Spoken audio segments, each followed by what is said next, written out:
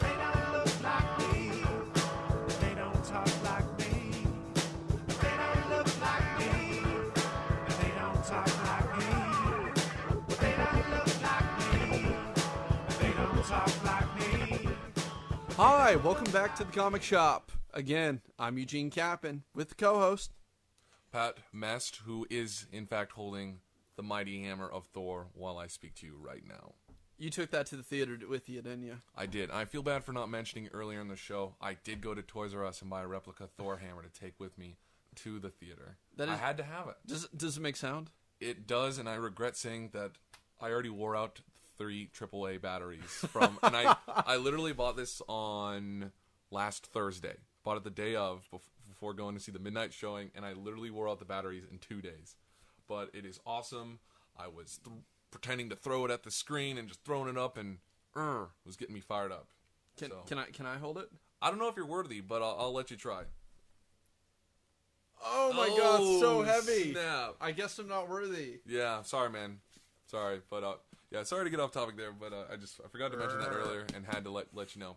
But Dylan Dog, Dead of Night, I'm not sure, people have probably seen previews about, but apparently it is based on an Italian comic book. From the 1980s. Started in the 1980s. You know a little bit more about it, so break me down. What are the essentials about Dylan Dog, Dead of Night that we need to know? When did this comic book start? What's it about? Who's the character? Well, it's originally a 1980s Italian comic that was re-released here in the U.S. by Dark Horse Comics. And it's very much a horror genre comic book, and you have your main character Dylan Dog, who is basically like the protector of the underworld and all the undead things, and they don't really want anyone to know that they exist. So what they've basically done is when something goes awry, they need a human to basically investigate. So essentially, in order for this underworld of like werewolves and vampires and zombies to exist and go about their lives, if things were to happen, they don't want like the regular police investigating and making an issue out of this. They figure they're trying to stay off the grid. They're trying to stay off the grid, but there needs to be someone who can kind of police and make sure and checks and balances for these groups because of their interesting powers and capabilities. So Dylan Dog's job is essentially to be that guy. He kind of regulates. He is the investigator. Yeah. Yeah. So he's essentially a PI for the underworld. He is a PI. And I'm not familiar with the comic, so it was kind of fun to see the movie and just not be tied down necessarily by, oh man, I've read this comic book for this many years, I know all this and this, and I'm looking for little stuff here and there. I just kind of watched the film and just enjoyed it as for what it was, and it was a fun movie. There are a couple subtle differences. For once, the sidekicks changed. Yeah, see, I wouldn't have known that, not being familiar with the comics, so I wasn't really too hung up on that, but there is a difference there? Yeah. They used to have basically this very much Marxist character in favor... Groucho Marx. Yeah, sorry. Joseph Stalin wasn't Dylan Dog's sidekick, for the record. I love America. Not in the comic. Love America. Go on. No, right. Yeah. In place of this undead sidekick by the name of Marcus, who the actor's also the werewolf on Being Human. Oh, okay. And I love that actor, actually. His name is Sam Huntington.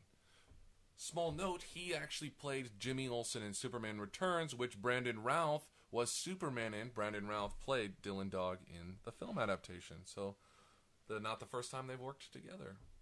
You researched this way too much. No, I just recognize him. He's got a recognizable face. He was also in Detroit Rock City. Really? Yeah. He was Jam in Detroit Rock City. God, it's been so long since I've seen that movie. Little known fact, or not even that, not little known, I kill at any sort of like movie game where you name an actor and then you say a film and then you say another actor and you kind of try and go in a circle with people. Even if I haven't seen a movie, I'm really good with names and stuff like that when it comes. So 6 degrees to find anybody. Yeah. That's the name of the game. You can try it maybe on a future episode. We'll play a little back and forth game. A little back and forth. We'll bring some guests in. Yeah. That'll be fun. So that is a difference, though. Marcus was not in the comic book. Placement is a big difference. Okay. In the comic book, it originally took place in London. In the movie, it actually took place in New Orleans. I've been to New Orleans, and I agree. if you're gonna change the setting to America, New Orleans is the place to do it. I saw some weird, crazy people when I was there. Spring break. Oh wait, Spooky. yeah, spooky, very spooky on Bourbon Street. Yeah. How do you think it stacked up, though, Pat? Was it like the most amazing film I've ever seen? No, but it was fun, solid entertainment, good action. There's some humor. I mean, I'll see anything with zombies and kind of that like horror comedy feel to it. It reminded me very much of kind of a Grindhouse type of feel, but not as dirty. Did you feel like the quality of the film, just like the picture quality in general, kind of got better as the film went on? I didn't like it. I would have liked to seen that film kind of have like that Planet Terror vibe from a few years back. Just very sweaty and dirty and nasty. A little darker, a little darker, grungier. yeah. A little darker, a little more torn up, a little beaten up. It was a little too clean, a little too neat. I don't know, like, I felt like they basically took the quality of the image and blew it up for like the first 20 minutes of the movie, and then they got to like HD afterwards. Yeah, maybe. I don't know, but I definitely liked it. Had kind of a very old school, like, you know, he's a PI and he's doing like voiceovers and they're talking about stuff he already knows that's happened, but he's like rehashing the story, and kind of a noir feel. Is that how it's pronounced? Noir. Yeah, Noir. I hate that word because I know it, but I never feel like I'm pronouncing it right. So, but yeah, kind of that vibe. So 1 out of 10. What do you give it? 1 out of 10. I give it a solid 5.5. Not essential in theater, but I would, you know, if you see it used for sale on DVD for like $3 or $4, pick it up. All right. Rent it, get it on Netflix, Blockbuster, You know, Redbox, whatever. I love 80s horror movies. Like, they are my thing. On a good Saturday night, get a couple friends, get some popcorn, throw in like the Evil Dead series. You know, that's what I grew up on. That's what I love. And this movie basically kind of caters to that very specific genre of people. You know, personally, I'm going to give it, you know, an 8 out of 10 just because of that. But in terms of for the public, I'm probably going to go with about a 4 out of 10. Okay, that's a good distinction, because I was thinking more public when I said 5 out of 10. Personally, I'd probably hit it with like a 6.5, 7 range. And you make a great point. It's very, if you like Planet Terror, Evil Dead, Army of Darkness kind of movies, you can probably enjoy Dylan Dog on some level. If not, you might want to pass on that one. Yeah. Probably not for you. But after seeing the movie, would you want to read the comic? You got some interest? You know, I would love to read the comic. You know, if I ever come across it, I'm probably gonna throw down a few bucks, pick up probably the thicker graphic novel version, and read away. There goes my afternoon. Yeah, and I'd be interested. Like, I wonder if it was like just like a 2-year storyline thing, and that was it, or if it was a very current thing, year after year. If it's still going. Do you have any knowledge on that? No, I don't. For it? I don't either. Yeah. But it was a fun movie. It was a fun movie. Anyway, to close out this week, we're going to be doing our hero and villain. But yeah, first we're going to hit you with one more short little break. We're going to come back and we're going to hit you with heroes and villains of the week. See you on the flip side.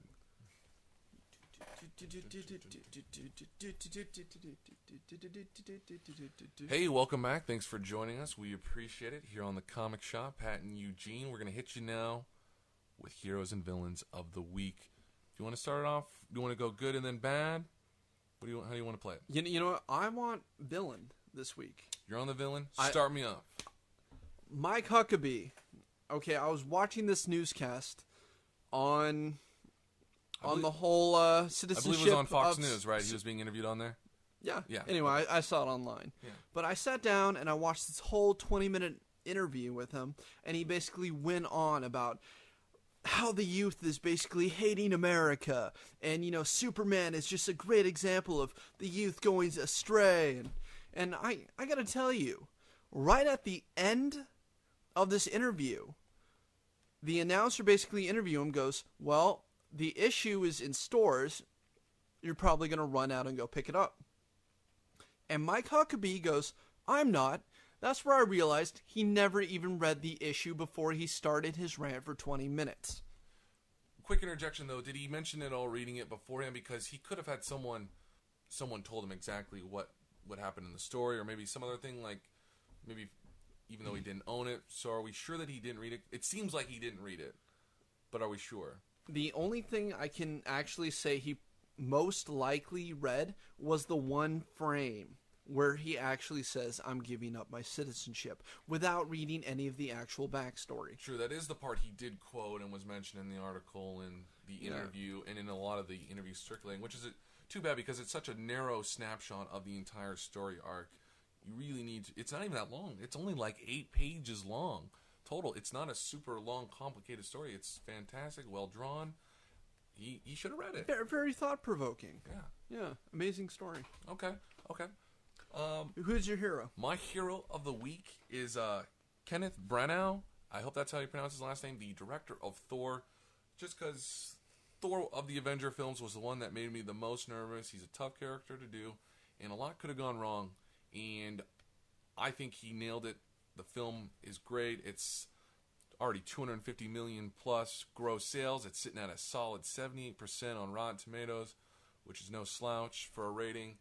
And I thought he just had a great feeling for the material and great tone and balanced all the factors there. He is my hero for the week, which is a strong statement because, small fact, he was Dr. Loveless in Wild Wild West, an absolutely god-awful movie. So if any man can rebound from being Dr. Loveless in Wild Wild West to direct a great Marvel film, you are a hero, and that is a great story of redemption. Boom. Awesome. Anyway, thank There you. it is. Hey, thanks for joining us this week on The Comic Shop. That was episode 2. Be sure to check out episode 3 coming soon. And again, please check us out on Twitter, the Facebook, the YouTube channel. We greatly appreciate it. Send us, if you got topic ideas, hit us up. Always will. Inside Thanks for listening. Thanks for listening. inside the system.